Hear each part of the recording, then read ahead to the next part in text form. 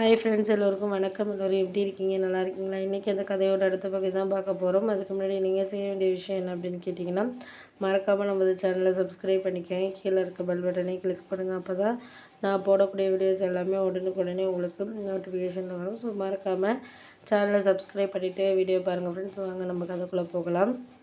எங்கள் சித்தி சொன்னாங்க, இந்த இடத்த விற்கிறதுக்கு எனக்கு கொஞ்சம் கஷ்டமாக தான்ப்பா இருக்குது, இடத்தையும் வீட்டையோட சேர்த்து விற்கிறதுக்கு. ஆனால் கடன் பிரச்சனை அதிகமாக இருக்கிறதுனால வேறு வழி கிடையாது, விற்று தான் ஆகணும் அப்படிங்கிற மாதிரியான ஒரு சூழ்நிலைக்கு நான் ஆகிட்டேன். அப்படின்னோடனே வேறு என்ன தான் பண்ணுறது, இதுக்கு மேலே ஒன்றும் நம்மளால் எதுவுமே செய்ய முடியாது. இந்த வீட்டையும் இடத்தையும் விற்றோன்னா தான் நம்ம ஏதோ அடுத்தது ஒரு நம்ம லெவலுக்கு பண்ண முடியும், செய்ய முடியும் அப்படிங்கிற மாதிரி தோண ஆரம்பிச்சது. சரி, வேறு வழி கிடையாது நம்ம அப்படின்னு சொல்லிட்டு அவங்க அங்கே ஊரில் இருக்கிற ஒரு முக்கியமான ஆளுகிட்ட சொன்னாங்க, இந்த மாதிரி கடன் பிரச்சனை அதிகமாக இருக்குது, அதனால் நாங்கள் இதை விற்க போகிறோம், யாராச்சும் வாங்குறதுனா வாங்குறீங்களா அப்படின்னு சொல்லிட்டு கேட்டாங்க.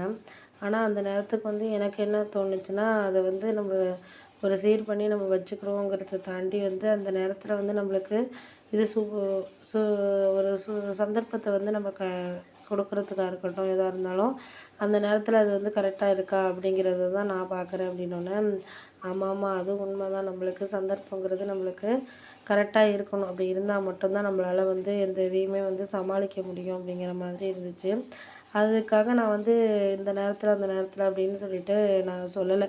ஏன்னா ஒரு சில நேரத்தில் நம்மளுக்கு சில விஷயங்கள் சரியாக இருக்கவும் இருக்காது. அதுக்காக நம்ம இந்த நேரத்தையும் அதையும் குழப்பிக்கிட்டு நம்ம இது பண்ணக்கூடாது அப்படிங்கிறதுனால அவங்க சொன்னாங்க, இது மாதிரி நான் விற்கிறதுக்குலாம் நீங்கள் ரெடியாக தான் இருக்கிறீங்களா அப்படின்னு சொல்லிட்டு சொன்னோன்னே, ஆமாம் ரெடியாக தான் இருக்கிறோம், நாங்கள் விற்கிறதுக்கு எல்லாத்தையும் விற்றுட்டு கொஞ்சம் கடன் இருக்கிறதெல்லாம் கொடுத்துட்டு மீதி இருக்கிறதுல ஏதாச்சும் ஒரு பிளாட் வாங்கி போட்டோம் அப்படின்னா நம்மளால் இது பண்ண முடியுதா அப்படின்னு சொல்லிட்டு பார்ப்போம் அப்படின்னோடனே, ஆமாம் அதுவும் உண்மை தான், ஏதாச்சும் ஒன்று செஞ்சால் தான் நம்மளால் எதையுமே அடுத்தது பண்ண முடியும், ஒன்றும் செய்யாமலாம் எதுவும் பண்ண முடியாது, செய்ய முடியாது அப்படின்னோன்னா, ஆமாம் நீங்கள் சொல்கிறதும் உண்மை தான். ஏன்னா அந்த நேரத்தில் அது வேணும் அப்படிங்கிறத நம்ம நினைக்கிறோம். ஆனால் அதுக்கப்புறம் அது வேண்டான்னு நம்மளுக்கு ஒரு சில நேரங்களில் தோணும் வாழ்க்கையில். அதனால் எந்த இதையுமே வேண்டாம் வேணும்ன்ட்டு நம்ம முடிவெடுக்க வேண்டாம். சரியான ஒரு இது வேணும், அதுக்காக நம்ம என்ன தான் பண்ணுறது, சரியான இது வேண்டுறதுக்கு நம்ம எந்த இதுலேயுமே இந்த நேரத்தில் நம்மளுக்கு யாரையும் நம்ம குறை சொல்கிற மாதிரி இல்லை அப்படின்னோடனே,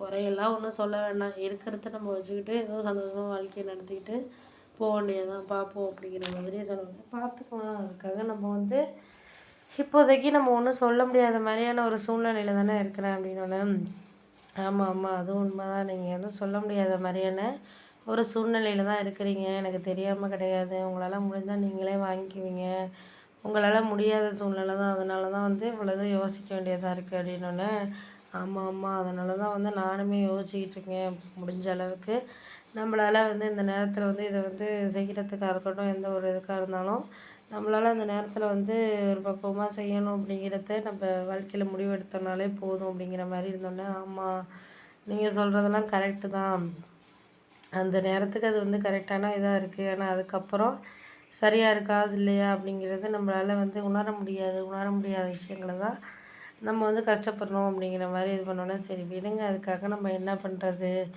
முடிஞ்ச அளவுக்கு பார்ப்போம் அப்படின்னு சொல்லிட்டு சொன்னோன்னே, சரி சரி நானும் எப்படியாச்சும் இந்த கடனை கொடுத்துட்டு கொஞ்சம் வெளியாகிடலாம் அப்படின்ட்டு தான் நான் நினைக்கிறேன். ஆனால் என்னால் இது பண்ண முடியலை, இந்த வெளியாகிறதுக்கான இதுங்கிறது எவ்வளோத்த கண்டி சமாளிக்கிற அளவுக்கு நம்மளால் முடிஞ்சால் தானே நம்ம சமாளிக்க முடியும், சமாளிக்க முடியாதப்ப என்ன பண்ணுறது அப்படின்னோடனே, ஆமாம் அதெல்லாம் நம்ம ஒன்றும் பண்ண முடியாது, எந்த நேரத்துலையும் நம்மளால் எதையும் நம்மளுக்கு சரியான ஒரு இது வேணும்ல, அதுக்காக இது பண்ணால் தானே நம்ம போராட முடியாது, வாழ்க்கையை ஃபுல்லாகவே நம்ம போராடிட்டு இருக்க மாதிரியான ஒரு சூழ்நிலை தானே இருக்குது அப்படின்னோன்னா, ஆமாம் அது உண்மை தான், போராடுறோம் தான், இருந்தாலும் போராட்டத்தை தாண்டி நம்மளுக்கு அந்த நேரத்தில் சரியான ஒரு இது வேணும்ல அப்படின்னு சொல்லிட்டு சொன்னோன்னா, ஆமாம் அதுவும் உண்மை தான், இருந்தாலும்